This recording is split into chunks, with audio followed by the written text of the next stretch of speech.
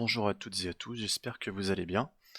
Aujourd'hui, je vous propose du coup le deuxième tuto. On va parler de prix et on va parler de volume. Donc ça va être une vidéo un peu plus longue que d'habitude, tout simplement parce qu'il y a beaucoup de choses à dire, beaucoup d'idées reçues qu'il va falloir débunker en quelque sorte.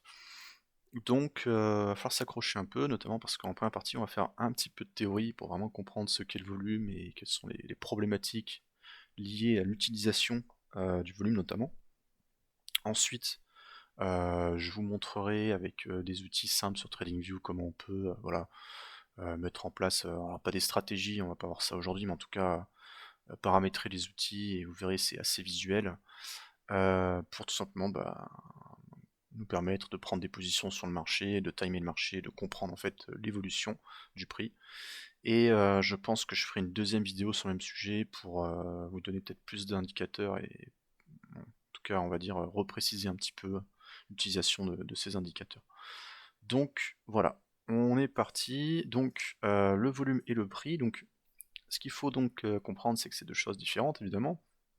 Le prix, finalement, c'est l'évolution de la charte, hein. C'est quand on voit les bougies qui se construisent au fur et à mesure dans le temps, on va avoir un volume en corrélation de ces bougies. Donc le volume n'apparaît pas évidemment sur la charte. Il faut les indicateurs pour ça, pour le faire apparaître. Donc il en existe plusieurs, qu'on verra au fur et à mesure. Donc finalement, le volume est une mesure de l'activité du marché. D'accord? Ça sert à contextualiser finalement ce qu'on voit sur la charte pour mieux comprendre en fait où on se situe. Donc pour vraiment bien définir les deux, on va dire que le prix c'est un petit peu le lieu dans le passé et actuel où le prix se trade sur la charte, donc à un certain niveau de prix. Et le volume, c'est plutôt l'intensité de ces échanges, d'accord? C'est-à-dire qu'on peut trader à 1 dollar ou à 100 dollars, ça c'est le prix qui va déterminer finalement à quel niveau on va trader le prix. Par contre, l'intensité, c'est le volume. C'est-à-dire qu'à 1 dollar, ça se trouve, il y a plus de demandes. Généralement, il y a plus de demandes quand on est en bas, et il y aura au contraire plus d'offres quand on va être en haut à 100 dollars. Donc le volume va nous permettre du coup de mesurer l'intensité à chaque niveau de prix. Donc ensuite, par rapport du coup à ce qu'on vient de dire, juste pour vraiment contextualiser ce qu'on ce qu'on va après voir en théorie, ce qu'il faut comprendre, c'est que du coup, on a l'information primaire. L'information primaire, c'est elle qui va finalement dessiner ce qu'on voit après sur les charts. Donc, c'est-à-dire que le marché, c'est-à-dire les charts, ne sont qu'un reflet finalement de cette information primaire. Et l'information primaire, c'est comment dire, ça va être tout ce qui est les news, les rapports des banques, les rapports par exemple de la Fed. Ça va être de l'analyse fondamentale, les résultats d'entreprise, etc., etc. Il y a aussi évidemment les news géopolitiques qu'il ne faut pas oublier, qui peuvent être très impactantes selon les marchés, mais par exemple le marché du pétrole, très impacté à chaque fois qu'il se passe quelque chose au Moyen-Orient, le gold, dès qu'il y a une guerre, ça, voilà, ça prend de la valeur, etc., etc. Ensuite donc on a toutes ces infos qui vont finalement venir dessiner la charte. Donc ça va nous donner le marché. À partir de là, les traders, les investisseurs vont, grâce au marché, avoir de l'information. Donc cette information, elle est secondaire, c'est-à-dire elle est tributaire de l'information primaire. Et cette information secondaire, il y en a de plusieurs types, mais les principales, c'est du coup le prix et le volume. Donc il y en a d'autres qu'on verra peut-être au cours des prochains tutos. Ensuite, du coup, cette information secondaire que le prix et le volume vont nous donner va nous permettre de faire un feedback, et ce feedback va de nouveau du coup influencer le marché. C'est-à-dire qu'on a des investisseurs et des traders qui, eux, euh, je vais pas dire qu'ils se foutent des news, ils regardent les news, mais ils vont trader aussi des niveaux de prix. Ils vont trader l'euphorie, ils vont trader la peur, ils vont trader la neutralité, et du coup, toutes les informations qu'ils vont déceler sur la charte, et sur la charte uniquement, ça va leur donner un feedback, et ce feedback va finalement revenir par un circuit du coup, on va dire, pas vertueux, mais en tout cas un circuit fermé, va revenir alimenter le marché. Donc c'est ça qu'il faut bien comprendre par rapport aux différentes informations. Donc ça c'est vraiment pour contextualiser un peu où on se trouve. Nous on se trouve vraiment ici, donc on est vraiment dans l'analyse technique pure avec le prix et le volume.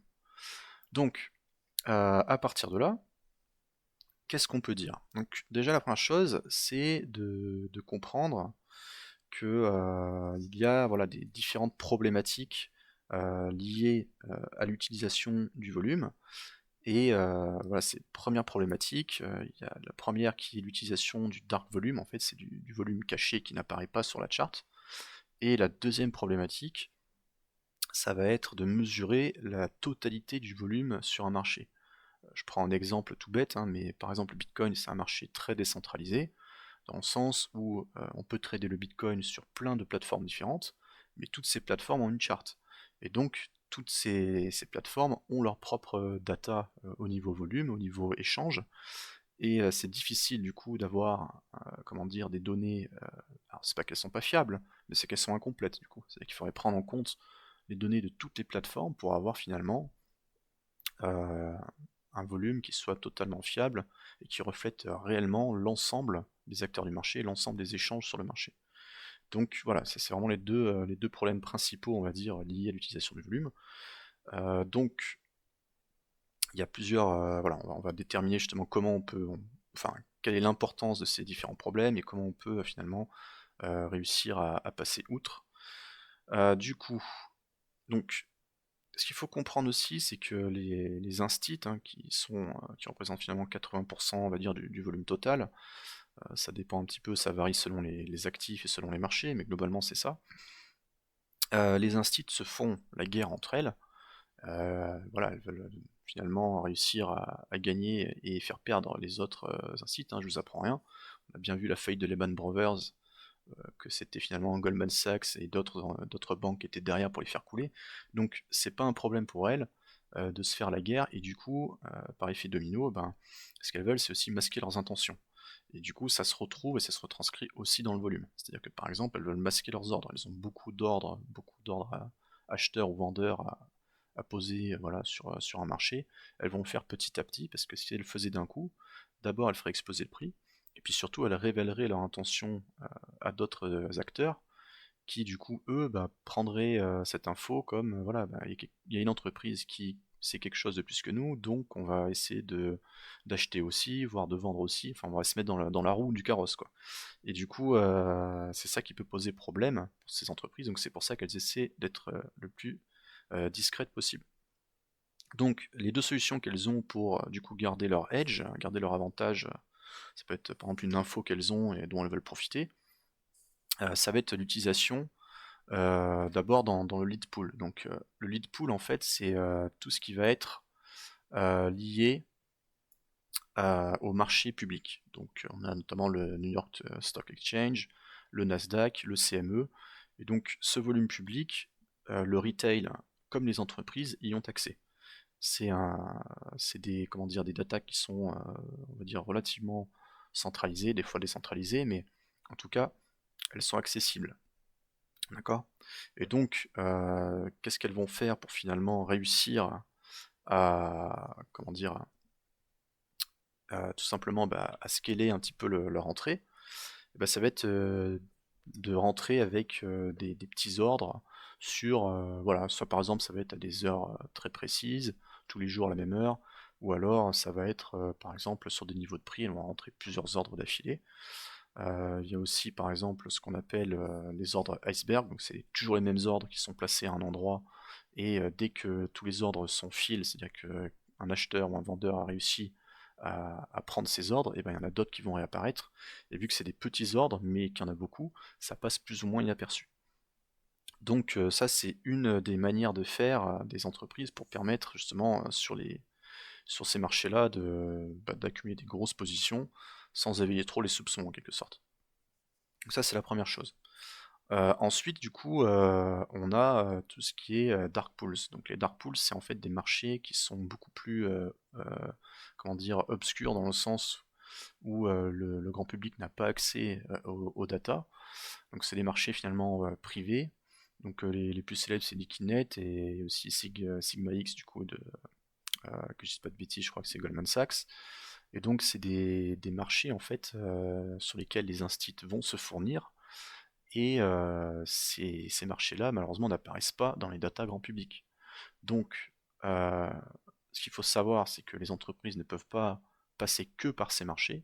D'abord parce qu'il y a un manque de liquidité, donc c'est des marchés qui sont assez petits et finalement les instits ont tellement de moyens qu'elles utilisent finalement, ou plutôt elles assèchent toute la liquidité qui est présente sur ces dark pools. Et la deuxième, c'est aussi que selon les pays, et généralement tous les pays réglementent bien ça, c'est-à-dire qu'ils obligent les institutions à se fournir au minimum sur ces dark pools et au maximum sur les lead pools pour garantir, on va dire, la traçabilité et je dirais la transparence des infos et des datas. Donc globalement, ça représente 5 à 10% du volume. Ça dépend les marchés, ça dépend du coup les réglementations en Europe, c'est plus autour de 4 et 8%, je crois, mais du coup, il faut voir que le dark pool, ça représente un certain pourcentage du volume total échangé, et du coup, ce pourcentage n'apparaît pas dans les datas, mais c'est pas un pourcentage qui est, comment dire, très important. Il n'est pas négligeable, mais il n'est pas non plus, voilà, on peut s'en passer en fait. Donc voilà, ça c'est la première chose par rapport au dark pool et au lead pool. Donc après, on va avoir du coup la deuxième difficulté qui est de répondre à la question, ok, on a le problème lié au dark volume, on voit que finalement ça représente seulement 10% au maximum d'un marché, donc c'est pas négligeable, mais on peut quand même avoir des datas fiables, même s'il faut voilà, les remettre en contexte, hein, mais on peut avoir des datas fiables sur d'autres marchés. Par contre, il y a la deuxième question qui est de mesurer le volume dans les marchés décentralisés. Donc ce que j'entends par marché décentralisé, c'est le fait que en fonction de l'acteur, si on prend l'exemple du Forex par exemple, tu vas avoir différents acteurs qui vont trader la même paire, par exemple l'euro USD. Et ça peut être autant des institutions que le retail qui veut juste, je sais pas moi, échanger de l'euro contre du dollar pour faire son voyage aux États-Unis. Et donc chaque acteur finalement va avoir ses datas propres. Et le problème c'est que du coup, ben, ça crée différents volumes sur différents échanges, et du coup, tout ça c'est décentralisé, et c'est difficile d'avoir une idée précise de ce qui se passe sur le marché à l'instant T, sur la globalité, sur l'ensemble des échanges. On va pas avoir des informations qui seront fiables. Au contraire, par exemple, des marchés centralisés comme bah, les futurs, type CME ou type le COMEX pour le gold, ou alors les equities, donc tout ce qui va être action par exemple. Là, on a des datas qui sont fiables, tout le monde y a accès, et donc on n'a pas de problème de transparence au niveau du volume. Donc une des solutions pour contrer ces problèmes de décentralisation des différents exchanges et donc du coup du volume, qui est très présent sur la crypto, hein, parce que la crypto du coup il y a énormément d'exchanges. Alors tous les exchanges n'ont pas la même puissance et la même force de frappe.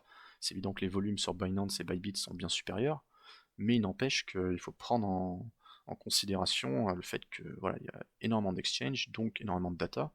Et une des solutions pour finalement avoir une idée vraiment précise du volume, c'est de trader en tick. Donc c'est pas forcément possible ce TradingView, sauf si vous avez un abonnement, je crois que c'est peut-être l'un des derniers, enfin en termes d'upgrade, hein, si vous avez l'abonnement le plus cher, je crois que vous pouvez trader en tick, mais sinon il faut passer par des plateformes spécialisées, et là vous pouvez trader en tick, et l'avantage du tick, c'est que ça colle en fait à 90% au volume réel.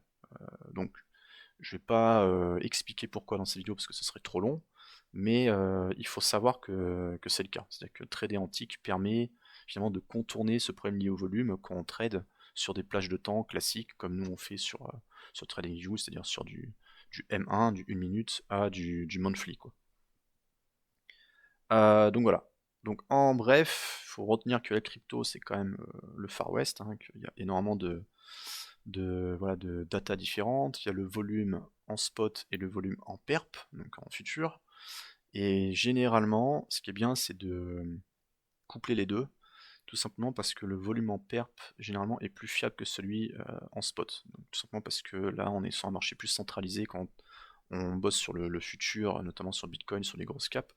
Les marchés sont plus centralisés sur le futur, c'est moins le cas sur le spot. D'accord. Donc c'est pour ça que c'est vraiment intéressant de regarder les charts en futur, pour tout simplement aussi voir des fois la décorrélation entre les traders, les spéculateurs et les investisseurs. Parce que des fois, le prix va être soutenu par les acteurs en spot, ils vont acheter énormément, et puis à d'autres moments au contraire ils vont pas acheter, et c'est seulement les traders en leverage sur du futur qui vont faire pump le prix. Donc, généralement ces mouvements-là sont un peu plus volatiles et moins, voilà, ils vont être moins, comment dire, enfin en tout cas il y a plus de risques que ce soit des fake pumps, quoi, si je puis dire. Donc, en conclusion, le volume, c'est pas parfait, mais c'est comme le price action, et quand on couple les deux, finalement, on se rend compte que voilà, il y a une complémentarité qu'il faut absolument, voilà, je dirais utiliser pour pouvoir se donner toutes les chances sur des marchés aussi durs que le marché crypto. Donc, maintenant, on va rentrer vraiment dans l'aspect vraiment purement pratique. On va regarder finalement comment on peut utiliser le volume. Donc la première chose, c'est de considérer les deux principes liés au volume qui ont été mis en exergue par Wyckoff, donc ou Wyckoff, hein, comme vous voulez. Et du coup, c'était un économiste, ou plutôt un trader, hein, qui a vraiment compris et théorisé je dirais la relation entre prix et volume. Donc il y a deux principes vraiment importants à comprendre. C'est le principe de cause et effet et le principe d'effort et résultat. Vous allez voir, c'est vraiment ça tombe sous le sens. Il n'y a vraiment rien de compliqué. Donc la première chose, c'est cause et effet. Donc en fait, c'est l'idée que la longueur, on va dire, ou plutôt la taille d'une comment dire, d'une tendance va être finalement fonction de son accumulation. C'est-à-dire que par exemple, si vous avez une accumulation de tant de volume, bah, vous allez avoir finalement une tendance de tant de volume. C'est ce qu'on avait vu, je crois, dans la dernière vidéo, c'est-à-dire que grâce à l'outil règle ici, vous pouvez mesurer finalement le volume sur par exemple une accumulation, et vous pouvez vous attendre à ce que la cause, c'est-à-dire du coup le volume de cette accumulation, va avoir pour fonction finalement, en toute proportion, hein, ça va être du coup la traîne qui va suivre. Euh, donc il faut, par exemple, moi j'aime bien l'idée d'une batterie qui charge, quoi. C'est-à-dire que quand vous avez une batterie, vous avez plusieurs types de batteries, vous avez des petites piles et puis vous avez les batteries qui durent plus longtemps. Et ben il faut voir les zones de range comme une période où on est en train de charger la batterie en fait, et quand ça pump, ou au contraire quand ça dump, hein, si on était sur du coup une distribution, la batterie va fonctionner sans charge, et à un moment elle va être déchargée. C'est un peu le principe. Il faut vraiment essayer d'avoir ça à l'esprit quand vous essayez de comprendre cause et effet par rapport au volume, c'est vraiment ça qu'il faut essayer de comprendre. Donc, on avait un exemple, si je me trompe pas, enfin on a pas mal les exemples, mais moi j'ai pris celui-là parce que je trouve qu'il est pas mal. Donc sur Bitcoin, sur l'accumulation du coup en 2022, quand on était vraiment sur le bas, hein, enfin voilà, le all-time low de Bitcoin sur dans les bear markets. Par exemple, si on prend le volume, donc à partir de la bougie bleue, hein, parce que pour moi c'est la fin de la chute, et à partir d'ici on a une consolidation, on va dire à peu près jusque là, on a pour 6,64 millions de volume, et si on prend à partir d'ici jusqu'au top ici, on a pour 6 millions. Donc vous voyez que c'est assez fiable. On voit que finalement toute l'accumulation en volume ici, elle a été restituée au cours de la tendance. Puis après, une fois que c'est fini, on repart sur une baisse et ainsi de suite. Donc ce petit trick, c'est utile. C'est pas forcément très précis et des fois il faut savoir bien le placer, donc c'est un petit peu aléatoire, c'est un peu subjectif. Mais en tout cas, ça montre, je dirais, le principe de cause à effet. Qu'on a vraiment ce principe-là qui est respecté quand on parle du volume. On ne peut pas vraiment savoir où le prix va s'arrêter en termes de, enfin plutôt l'actif, où est-ce qu'il va s'arrêter en termes de prix. Par contre, on peut déterminer grâce au volume accumulé, on peut déterminer plus ou moins, ok, à partir de tel volume, il est quand même plus probable que le prix commence à dump. Donc du coup, c'est peut-être le moment de prendre des profits. Donc c'est vraiment un truc assez basique, mais finalement, ça fait quand même, c'est relativement efficace. Je dirais même que c'est assez efficace, hein, si vous faites simplement du spot, c'est quelque chose qu'il faut vraiment garder à l'esprit et pas hésiter à l'utiliser et même à en abuser, quoi. Voilà, donc ça c'est vraiment pour la loi de cause à effet. Ensuite on a la deuxième loi, qui est du coup la loi de l'effort et du résultat. Donc concrètement l'effort ça va être le volume, et le résultat ça va être le prix. Donc ça va être la relation entre les deux. Et en théorie on pourrait penser que voilà, une certaine quantité de volume va se traduire par un résultat proportionnel dans le price action. Mais c'est pas tout le temps le cas, d'accord? Donc il y a des exemples, on va appeler ça des anomalies. Par exemple, si vous avez un petit volume et que vous avez un grand résultat, d'accord? C'est-à-dire que vous avez eu un petit volume d'échange, mais ça s'est traduit par une montée ou un pump dans le prix assez exponentiel. Bah là, vous savez par exemple que c'est une anomalie. C'est-à-dire que normalement, un petit volume se traduit par un petit résultat, donc une petite montée dans le prix. Autre type d'anomalie, bah, c'est le contraire, c'est quand vous avez un gros volume et au contraire, vous allez avoir un petit résultat. Donc ça va se traduire par une petite appréciation du prix ou une petite dépréciation du prix, alors qu'on devrait s'attendre au contraire, soit à un gros pump, soit un gros dump. Donc là, ça veut dire qu'il y a une anomalie, il y a une décorrélation entre le volume et le prix. Et après, il y a la validation du volume. Donc là, c'est quand, par exemple, vous avez un petit peu de volume qui donne un résultat petit, et vous avez, par exemple, un gros volume qui va vous donner un gros résultat. Donc un gros pump, par exemple. Donc, vous pouvez l'utiliser, voilà, grâce au volume, vous pouvez utiliser du coup cette relation entre le prix et le volume pour comprendre à quel moment un pump, par exemple, est viable et à quel moment, au contraire, il n'est pas soutenu par le volume. Et du coup, il y a plus de chances que ce soit un fake pump, quoi. Donc, voilà. Ensuite, bon, je vais passer directement aux outils. Donc, moi, ce que je fais, c'est que j'utilise vraiment, ça c'est sur de la hot time frame, hein, minimum en daily, voire en weekly. J'utilise pas trop pour de la petite time frame parce que j'ai des outils qui sont plus pertinents, je dirais, pour ces time frames là.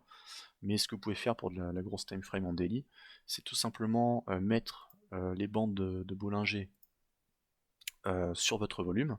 Donc, ce que vous faites, c'est que là, vous mettez à 50, ici, on est de la longueur. Et ensuite, ici, vous mettez bien sur volume et pas sur prix, du coup. D'accord? Et la deuxième chose, du coup, ça va être d'aller dans le style ici et d'enlever finalement la bande inférieure. D'accord? Vous voulez que la bande du milieu, donc les bandes de Bollinger, et la bande supérieure, la B+1. Ok?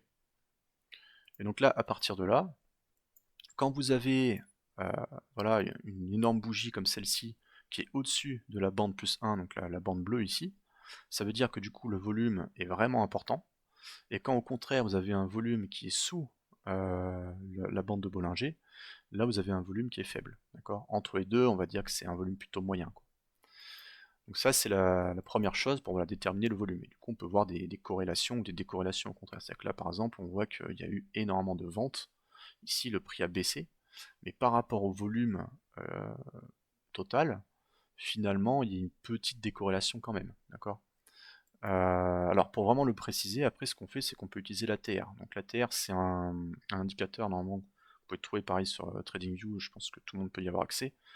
L'ATR c'est vraiment l'outil qui permet de mesurer la volatilité. Donc sur chaque bougie, on va mesurer finalement la volatilité du prix, c'est-à-dire son point bas et son point haut, son point bas, pardon. Donc la même chose, vous mettez vos bandes de Bollinger, vous les descendez du coup dans le panel. Vous les mettez du coup, alors c'est où? Hop, on va essayer de déplacer vers, vous mettez vers le volet du dessous. Et la même chose, vous allez dans les paramètres. Alors déjà dans l'ATR, ce qu'il faut, c'est que normalement ça va apparaître, ça va pas être en colonne comme ça. Donc vous mettez bien en colonne et vous mettez bien les paramètres sur 1, d'accord? Ensuite sur les bandes de Bollinger, pareil, longueur 50. Vous mettez la source du coup non pas sur le prix, non pas sur le volume, mais sur l'ATR. Et pour le style, vous enlevez toujours la bande -1 de vos bandes de Bollinger, parce que bon, c'est pas utile quand on l'utilise de cette manière. Et donc là, vous allez avoir finalement, sans prendre en compte les bougies ici, mais juste là, vous allez avoir finalement là le volume, et ici la volatilité. Donc c'est-à-dire en fait la traduction du volume dans la volatilité.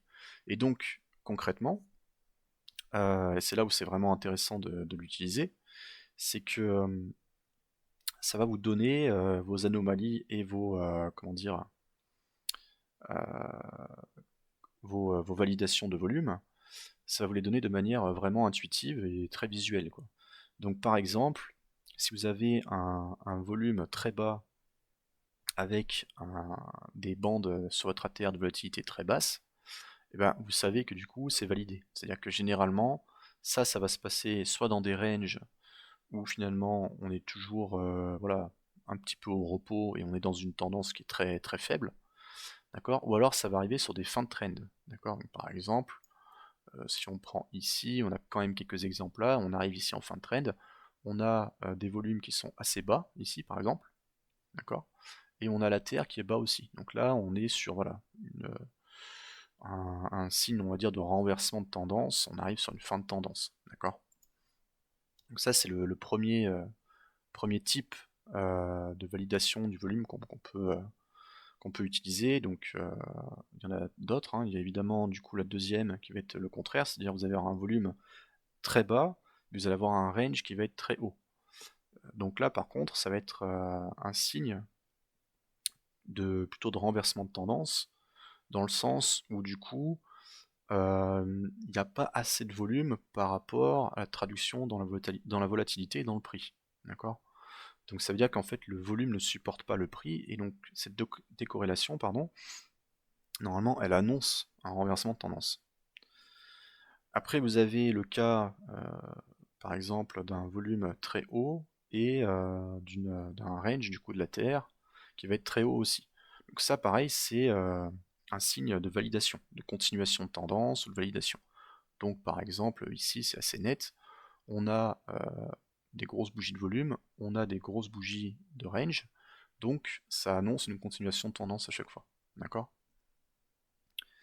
Et enfin, vous avez le dernier cas, qui est un cas très utilisé et assez facile à spotter, c'est quand vous avez des gros volumes, et par contre vous allez avoir un petit range. Donc là on est vraiment sur un phénomène dit d'absorption, que ce soit à la baisse ou à l'achat.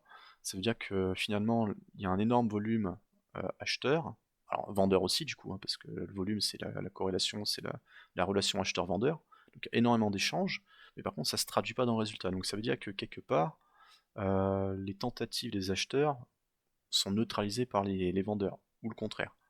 Donc généralement, ça annonce voilà, des signes d'absorption, voire de renversement de tendance. Par exemple, est-ce qu'on a ici, c'est pas le cas, mais là c'était un peu le cas, par exemple ici, vous voyez. Là on a une grosse bougie, un gros doji signature, on a du volume, d'accord. Après on a un gros range quand même, hein, mais voilà, vous pouvez vous amuser à chercher sur la chart, hein, vous aurez toujours des exemples, ici il y en a un. Donc on a voilà, un volume assez fort, la Terre qui est quand même plus faible, et du coup on a ce phénomène d'absorption. C'est que là ici, là on a par exemple un doji signature. Donc voilà, c'est vraiment utile. Après voilà, il faut savoir le spotter, c'est vraiment de l'analyse au cas par cas, mais c'est assez viable. Donc voilà ce que je voulais partager avec vous pour aujourd'hui. J'espère que ça vous sera utile. Donc voilà, faut pas hésiter à l'utiliser, notamment sur les grosses time frames, pour spotter bah, voilà, les accumulations et aussi les fins de trend. Je vous remercie pour votre attention et je vous dis à très vite.